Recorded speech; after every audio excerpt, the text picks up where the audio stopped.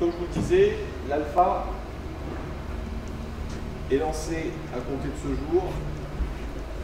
Pour le marché français, il sera livrable à partir du mois de juillet, puisqu'il y a encore des petites fonctionnalités à régler et on aura après des spécificités. Mais qu'est-ce qu'il va nous apporter ce produit? Première chose, qualité de suivi. Quand on dit qualité de suivi, si vous connaissiez l'Astro, on était déjà sur un niveau de performance qui était assez exceptionnel par rapport aux autres produits du marché. Là, on monte encore d'un cran avec des nouvelles fréquences et des nouvelles spécificités.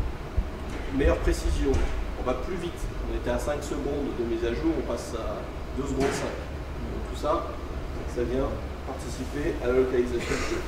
Plus de robustesse, l'appareil a été retravaillé, on reste sur les mêmes normes, mais on a un appareil un petit peu plus mieux fini.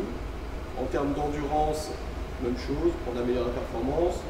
On s'adapte un petit peu plus au professionnel puisqu'on a deux usages, à la fois l'usage dressage et l'usage localisation. Donc pour un professionnel, en discutant avec des dresseurs, on se rend compte que beaucoup effectivement réagissent au collier électrique, électronique je veux dire, parce qu'on les a habitués et que c'est un produit qui aujourd'hui leur correspond.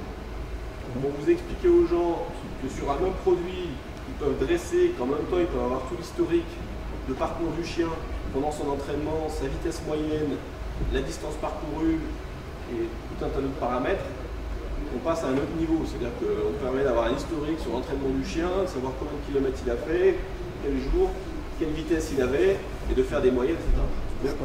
On est vraiment pour les gens qui sont un petit peu à la recherche de, on va dire, de techniques sur le dressage du chien. Ce produit-là, très clairement, va ouvrir des nouvelles voies. Donc plus d'options, plus de contrôle, des interfaces, comme vous le verrez, un écran un petit peu plus grand et les nouveaux outils de sécurité.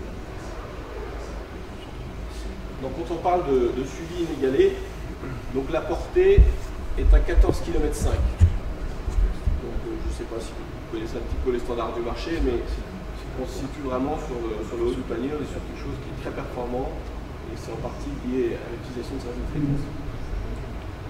Ce produit peut être reçu jusqu'à 20 chiens. Ça, c'est la principale différence pour notre marché, notamment sur le chien courant, par rapport à la gamme Astro. Que ce soit l'Astro DC40 ou l'Astro DC50, on a été limité à 10 chiens par appareil. Là, on monte à 20. Si vous avez 2 appareils, vous êtes à 40 chiens. Si vous avez 3 appareils, vous êtes à 30 chiens. Et ainsi de suite.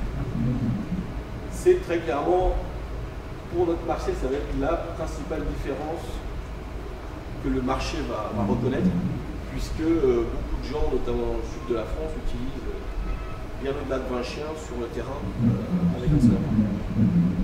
Fréquence de mise à jour, donc là ce que je vous disais, on est passé à 2 secondes 5, sachant que c'est des paramètres qui sont modifiables. Parce que ce 2 secondes 5, il va un petit peu impacter en termes de batterie, puisqu'on va demander plus d'efforts à l'appareil, donc la batterie va être un petit peu plus consommée. Donc vous avez la possibilité après de choisir, vous pouvez passer à 2 secondes 5 pour avoir une mise à jour très rapide, ou vous pouvez rester à 5 secondes comme c'était sur l'Astro. Et enfin, vous avez la possibilité de suivre d'autres chasseurs propriétaires d'Alpha.